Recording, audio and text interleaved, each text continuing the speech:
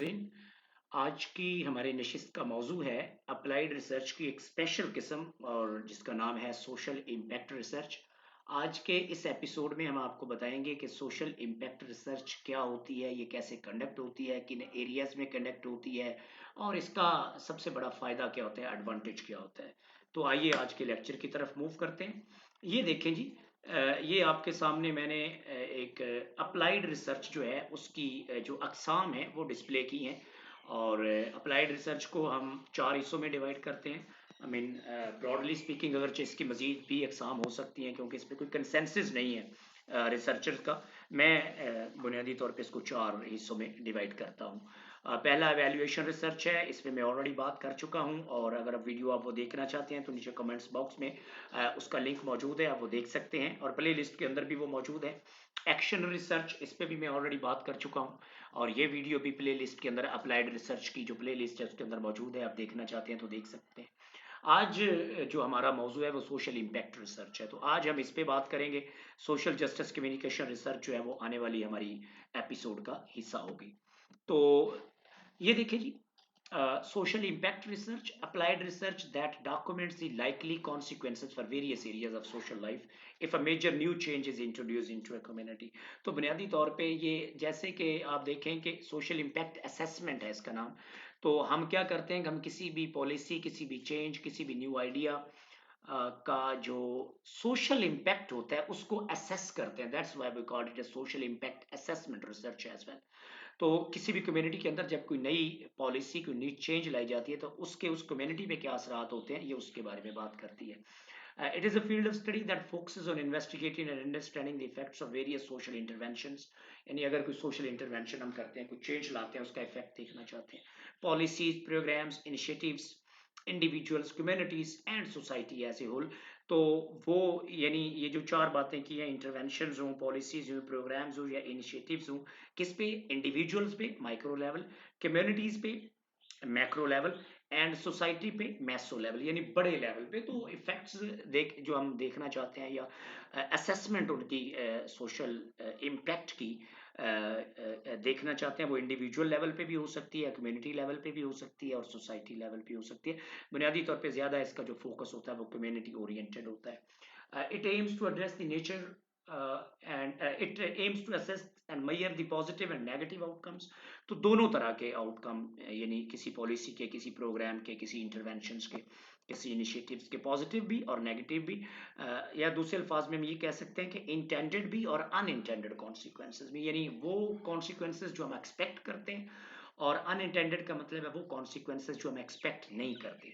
और long term implications of the social actions, जो social actions हम असेस करते हैं किसी न्यू चेंज के नतीजे में, सोशल इंटरवेंशन के नतीजे में, पॉलिसीज के नतीजे में, प्रोग्राम्स के नतीजे में या इनिशिएटिव्स के नतीजे में, उनके लॉन्ग टर्म इम्प्लीकेशंस को भी हम देखते हैं। ठीक हो गया? तो ये बुनियादी तौर पे ये मकसद होता है सोशल इम्पैक्ट असेसमेंट रिसर्च का। ऑब्जेक्टिव्स क्या हैं? इसको ज़रा नैरो डाउन कर देते हैं, अगर हमने बात शुरू में की है। The primary goal of social impact research, of social impact assessment research, is to generate evidence based knowledge that to inform decision making process, कि ताकि जो डिसीजंस हैं वो इन्फॉर्म्ड हों, वो नॉलेज पे बेस्ड हों और वो वेल इन्फॉर्म्ड नॉलेज पे बेस्ड हों। Policy formulation and also policy formulation based on knowledge, empirical knowledge and scientific knowledge. And the third one, the design and implementation of the intervention aimed at addressing social issues and improving the societal well-being। और जो knowledge हम इस research के जरिए create करते हैं उसको हम यूज़ करते हैं डिज़ाइन करने के लिए और इम्प्लीमेंट करने के लिए, क्या? इंटरवेंशंस, जो हम चेंजेस लाना चाहते हैं और जिनके नतीजे में हम जो सोशल इश्यूज हैं उनको एड्रेस करना चाहते हैं और सोसाइटल वेलबींग को इम्प्रूव करना चाहते हैं, ताकि मुआशरे के अंदर लोगों का जो लाइफ स्टाइल है, जो उनका स्टैंडर्ड है, जो उनकी हेल्थ है, जो उनकी एजुकेशन है और जो बाकी ह्यूमन डेवलपमेंट के इश्यूज हैं उनको इम्प्रूव किया जा सके। तो बुनियादी तौर पे सोशल इम्पैक्ट रिसर्च या सोशल इम्पैक्ट असेसमेंट रिसर्च का ये काम होता है। मेथड्स इसमें कौन से यूज करते हैं? That's an important to know. It typically involves conducting rigorous empirical studies employing both qualitative and quantitative research methods। So that's an important to know कि जिस तरह हम क्वांटिटेटिव स्टडीज के अंदर, यानी बेसिक रिसर्च के अंदर दूसरे अल्फाज में, हम दोनों क्वालिटेटिव एंड क्वांटिटेटिव मेथड्स जो हैं उनको यूज़ करते हैं। I mean we generate quantitative data as well as qualitative data. इसी तरह सोशल इम्पैक्ट असेसमेंट रिसर्च के अंदर भी हम दोनों तरह के मेथड यूज करते हैं. The methods can be quantitative, they can be qualitative, as well as they can be the mix methods और can be the multi methods.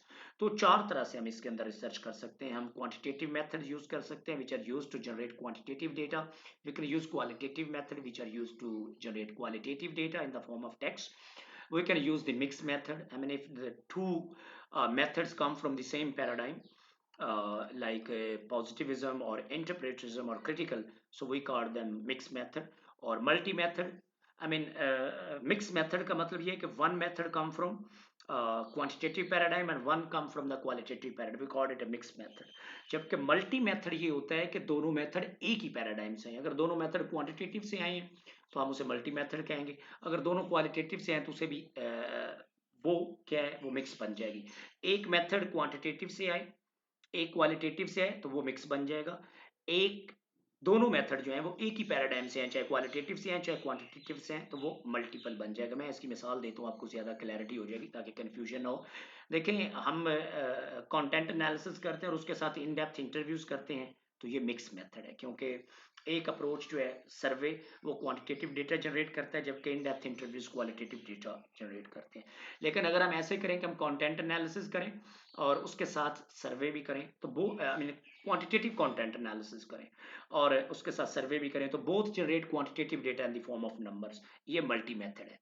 या इस तरह कर लें कि हम इन डेप्थ इंटरव्यूज करें और उसके साथ हम जो फोकस ग्रुप कर लें या ऑब्जर्वेशन कर लें, तो बोथ आर गोइंग और both aim to generate qualitative data, तो इसे भी हम मल्टी मेथड कहेंगे. तो this is difference between multi method and mix method. क्यों? टू इवेल्युएट द इफेक्टिवनेस, क्योंकि जितना मेथड प्लूरलिज्म होगी उतनी ज़्यादा इफेक्टिवनेस हम मेजर कर सकते हैं, एफिशिएंसी उतनी बेहतर हो सकती है, and the sustainability of social interventions. तो जितने हम बेहतर तरीके से रिगरस मेथड यूज़ करेंगे, उतनी हम सोशल इंटरवेंशन जो है उनकी सस्टेनेबिलिटी, उनकी एफिशिएंसी और उनकी इफेक्टिवनेस जो है उसको बेहतर तरीके से मेजर कर सकते हैं. तो ये मेथड्स की बात है.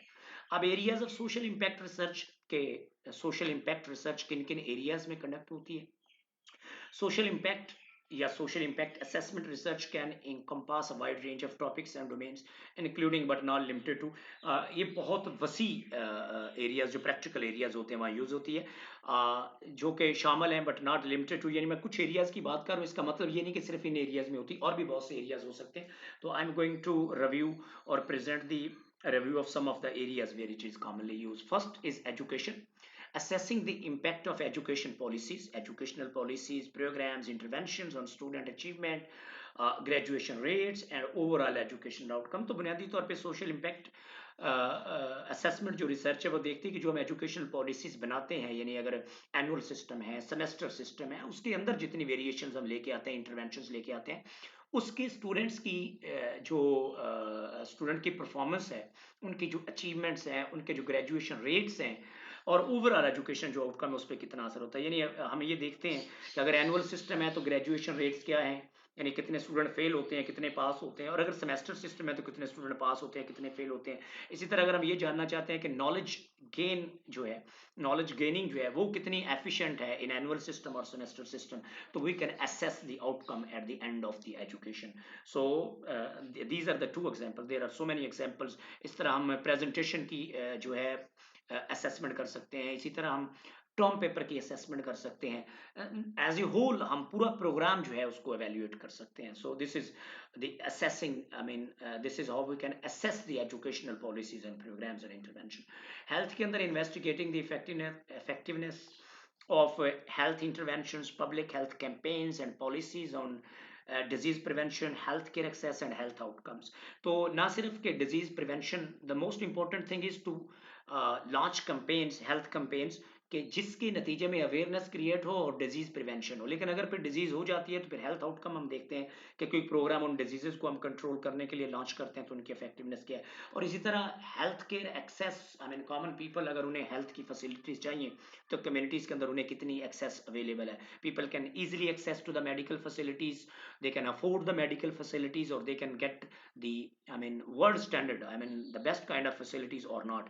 ये सारे जो इनकम हम इफेक्टिवनेस इन कैंपेन्स और इंटरवेंशंस की देखना चाहते हैं, इसे हम health social impact assessment research कहते हैं। इसी तरह poverty and inequality, studying the impact of poverty alleviation programmes, यानी जो गवर्नमेंट जो है वो जितने गुर्बत को कम करने के लिए, मिटाने के लिए, ख़त्म करने के लिए जो प्रोग्राम शुरू करती है, poverty alleviation programmes, social welfare policies and income redistribution measures on the poverty rates, income inequality and social mobility among different societal groups, हम उसकी जो है उसका इम्पैक्ट जो है, उसकी जो असेसमेंट है उसको मेजर कर सकते हैं कि क्या जो गवर्नमेंट की पॉलिसीज हैं वो इनइक्वालिटी को कम कर रहे हैं, इक्वालिटी को जनरेट कर रहे हैं, और पॉवर्टी को जो कम करने की कैंपेन्स हैं क्या वो कामयाब हैं या नहीं है, उससे पॉवर्टी कम हो रही है, जो गैप है between haves and haves not, or between rich and poor, is that minimizing or not? That is an important thing to look into poverty elevation programs or poverty and inequality strategies or initiatives which government introduces. तो जब हम इसको evaluate करते हैं तो उसको हम social impact assessment research regarding poverty and inequality कहते हैं। इसी तरह social justice and human rights का एरिया है जी, investigating the impact of legal reform, social advocacy campaigns and human right intervention on marginalized groups, discriminated groups and discrimination जो होती है, and social justice। तो हम देखते हैं कि गवर्नमेंट कोई सोशल जस्टिस के, जिसको हम समाजी इंसाफ कहते हैं, या ह्यूमन राइट्स के हवाले से कोई पॉलिसीज, लीगल रिफॉर्म्स लेके आती है, कोई एडवोकेसी कैंपेन्स चलाती है, ह्यूमन राइट इंटरवेंशंस करती है मार्जिनलाइज ग्रुप के लिए, डिस्क्रिमिनेटेड ग्रुप्स के लिए और सोशल जस्टिस के लिए, तो क्या उससे मुआशरे के अंदर कुछ चेंज आती है regarding social justice and human rights? हम उसको over the period of time जब प्रोग्राम चल रहा होता है, ये जो प्रोग्राम एंड हो जाता है, तो उसकी हम असेसमेंट करते हैं, वही called it social impact assessment research in social justice and human rights areas and domains. इसी तरह फिर देखें इन्वायरमेंटल एंड सस्टेनेबिलिटी है, examining the effects of environmental conservation efforts, renewable energy initiatives and climate change mitigation strategies on ecological wellbeing and sustainable development. तो government माहौल के तहफ़्फ़ुज़ के लिए कोशिशें करती है, एनर्जी न्यूएबल एनर्जी इनिशिएटिव्स की एनर्जी को कैसे रिन्यू किया जाता है, दोबारा यूज किया जा सकता है, क्लाइमेट मिटिगेशन है, क्लाइमेट को बेहतर करने के लिए, क्लाइमेट जो माहौल दोस्त पॉलिसीज हैं उनको इंट्रोड्यूस करवाने के लिए, ताकि इकोलॉजिकल वेलबींग, जैसे ह्यूमन वेलबींग है इसी तरह इकोलॉजिकल वेलबींग है, जिस माहौल के अंदर हम रहते हैं अगर वो माहौल अच्छा होगा तो डेफिनेटली हमारी वेलबींग भी होगी। तो that's why ecological wellbeing is associated with human wellbeings और humanity wellbeing and sustainable development. और फिर जो डेवलपमेंट गवर्नमेंट इंट्रोड्यूस करवाती है वो कितनी सस्टेनेबल है, यानी वो for the shorter period of time है, for the longer period of time है। देखिए जब एक चीज आती है माशरे के अंदर तो बुनियादी तौर पे तो उसे for the longer period of time होना चाहिए, उसे सस्टेनेबल होना चाहिए, ये नहीं होना चाहिए कि वो शॉर्ट टर्म उसके कॉन्सिक्वेंसेज हो और फिर वो इम्पैक्ट जो है वो खत्म हो जाए। तो that's very important to assess the environment and sustainability initiatives जो गवर्नमेंट लेती है ecological well-being के लिए, उनको मेजर करना। इसी तरह कम्युनिटी डेवलपमेंट है, evaluating the outcome of community based program, urban planning initiatives है, अगर गवर्नमेंट अर्बन प्लानिंग करती है, कुछ टाउन्स जो है वो नए बसाती है, उनके अंदर प्लानिंग से जो है टाउन प्लानिंग की जाती है, उनका इम्पैक्ट है द सोशल इंफ्रास्ट्रक्चर प्रोजेक्ट्स, और जिस तरह मेट्रो बनाई जाती हैं, मोटरवेज बनाए जाते हैं, नए जीटी रोड्स बनाए जाते हैं, रोडों को वाइड किया जाता है या रेनोवेट किया जाता है, दोबारा बनाया जाता है, उनके इम्पैक्ट ऑन कम्युनिटी एम्पावरमेंट, के कम्युनिटी को एम्पावर किया जाए, सोशल कोहेशन, कम्युनिटी के अंदर आपस में कोहेशन, इत्तफाक, इंटीग्रेशन पैदा की जाए, in the quality of life and ultimately जितने भी ये इनिशिएटिव्स हैं कम्युनिटी ओरिएंटेड प्रोग्राम्स, उनका मकसद जो है वो quality of life in the community improve करना है। तो इसको अगर हम असेस करते हैं तो इसको हम सोशल इम्पैक्ट असेसमेंट रिसर्च इन कम्युनिटी डेवलपमेंट कहते हैं। ठीक हो गया। इसी तरह टेक्नोलॉजी एंड इनोवेशन है, assessing the social implications of technological advancements, digital inclusion initiatives, कि ज़्यादा से ज़्यादा लोगों को टेक्नोलॉजी में शामिल किया जाए, टेक्नोलॉजिकल इनोवेशंस में शामिल किया जाए, उसे हम डिजिटल इंक्लूजन इनिशिएटिव्स कहते हैं। कि जो डिजिटलाइजेशन हो रही है डिफरेंट मुल्कों में, चाहे वो अर्बन हो चाहे वो रूरल एरियाज हो, उसके अंदर लोगों को इंक्लूड किया जाए।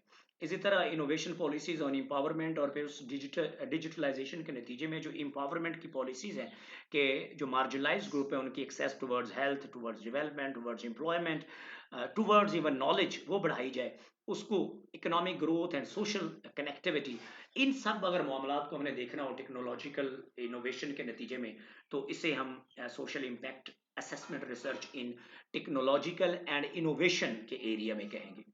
एंड देन समिंग अप, इसका कंक्लूजन क्या होगा जी? ये कुछ एरियाज है जो मैंने आपके सामने रखे हैं.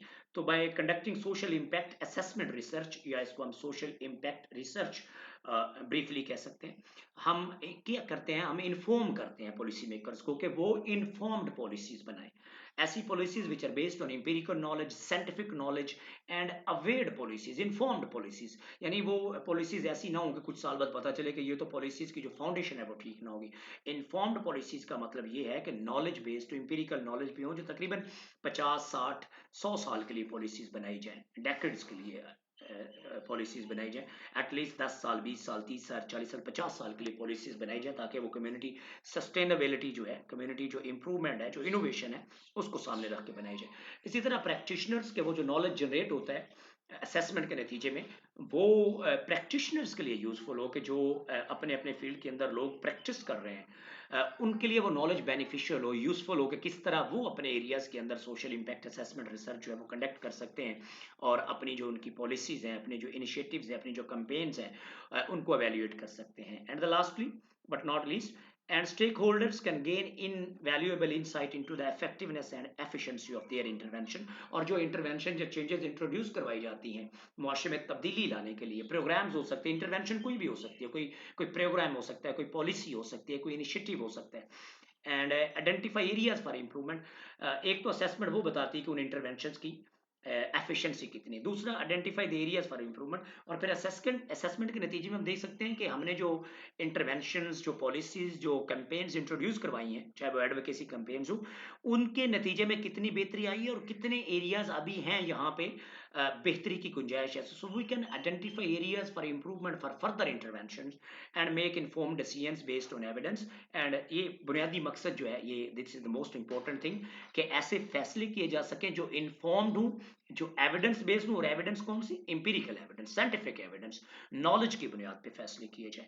This research contribute to evidence based policy making and helps create positive social change. और इसके नतीजे में फिर जो है पॉजिटिव सोशल चेंज आती है मुआशरे के अंदर, के जो पॉलिसीज गवर्नमेंट या कोई इवन एनजीओ जो है वो इंट्रोड्यूस करवाती हैं, वो पॉलिसीज कितनी इफेक्टिव हैं, कितने अपने टारगेट को मीट कर रही हैं, और कितनी गुंजाइश है, और उस गुंजाइश को कैसे आइडेंटिफाई करके इन्फॉर्म डिसीजन बनाए जा सकते हैं, ये जो रिसर्च है ये उस पर बात करती है. दीज आर द रेफरेंसेस जो मैंने ये लेक्चर बनाने के लिए यूज किए. उम्मीद है आपको ये लेक्चर पसंद आएगा. अगर आपका कोई सवाल हो, कोई इश्यू हो, कोई पॉइंट हो, तो आप नीचे कमेंट्स बॉक्स में लिखें, मैं उसका जवाब दूंगा. Through that we can learn from each other, we can agree, we can disagree, we can agree to disagree, and we can even disagree to agree, and we can learn from each other.